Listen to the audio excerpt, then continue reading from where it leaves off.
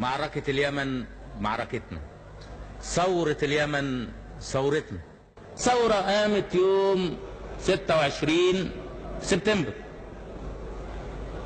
يوم 27 سبتمبر الملك سعود كان عنده حالة هستيريا، وبدأ يبعث السلاح إلى نجران وإلى جيزان. الشعب العربي في المملكة السعودية، الشعب العربي عليه مسؤوليات.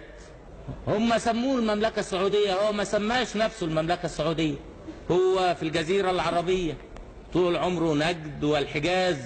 ولكن الشعب العربي هل يقبل أن يرفع السلاح ضد الثورة؟ ممكن المأجورين بيرفعوا السلاح، ممكن المرتزقة بيرفعوا السلاح، ممكن الرجعيين بيرفعوا السلاح، ممكن أصحاب المصالح بيرفعوا السلاح، ولكن الأحرار هل يرفعوا السلاح؟ عندنا خسائر، أنا هقول لكم عدد الخسائر بالكامل، ومن أول يوم لغاية امبارح الخسائر اللي عندنا 136 ضابط وعسكري، الضباط 21، الجنود 115.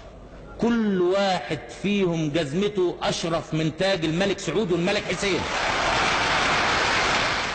قواتنا العربية اللي موجودة في اليمن ستعمل على القضاء على كل عدوان، ثم ستعمل أيضا على القضاء على قواعد العدوان. وما هو قواعد العدوان ما أقصدش أبدا الشعب العربي في السعودية، أقصد قواعد العدوان التي يدبرها ملوك السعودية وأمراء السعودية ضد الثورة اليمنية وضد قواتنا العربية.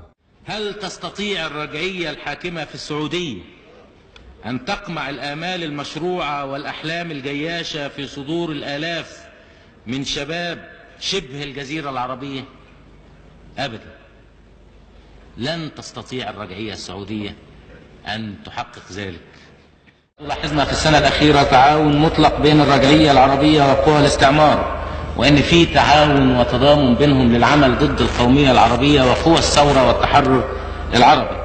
صفقات السلاح المشبوهة التي تستهدف العرب ولا تستهدف عدو العرب، بدليل أن الأسلحة اللي بيديها لبعض العرب هو الذي يعطيها لأعداء العرب. اللي سلح إسرائيل هو اللي بيسلح السعودية، هو اللي بيسلح الدول الرجعية اللي موجودة في المنطقة.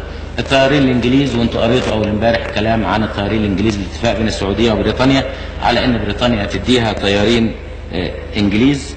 وفي طبعا في السعوديه بعثه عسكريه امريكيه، وفي ايضا بعثه عسكريه انجليزيه. انا لا اتصور باي حال من الاحوال تستطيع المملكه السعوديه ان تحارب في فلسطين وفيها قاعده امريكيه وفيها قاعده بريطانيه.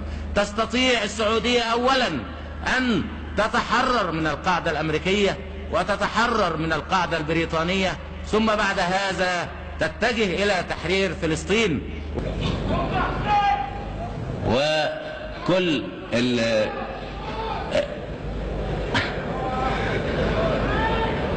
ما سعود اتكلمنا عليه قبل كده وعارفين حكايته كلها من أولها لآخرها.